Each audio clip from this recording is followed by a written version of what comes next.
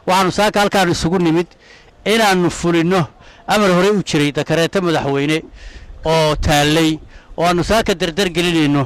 laguna laba kaclaysiiyey dhammaan gobollada Puntland oo dhan arrintaas oo ku saabsan waxa weeye baala la yiraahdo baabuurta leh beersolka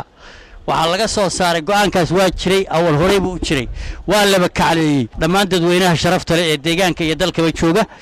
saraakiisha hay'adaha amniga oo dhan wasiirada arrintaas ka soo baxday dekreetada madaxweynaha inay nagu gacan siiyaan qof walba waa inuu gacantiisa ku diidaa si sharaf leh kii qaadan waaya amarkaas oo aanu gacanta ku dhigno 15 bariyo soo socota sida gudoomiyaha gobolka uu sheegay waa uu xiraanaya gaarigu haddii ilaahay idmo ka bacdina ganaax adag baanu saaraynaa كبروني وعن فيلا dadkuna inay maxay taan ugu deydaan oo fuliyaan awaamirta gaarigii lagu helo waxa la haynayaa muddo 15 cisho ah baa la haynayaa dabadeedna waxa la saaraya ganaax waxaan kaloo jeclahay golayaasha dawladdu inay xaq dhowraan digreetada madaxweynaha golaha maxay xeer dejinta iyo fulintu inta waa inay xaq dhowraan digreetada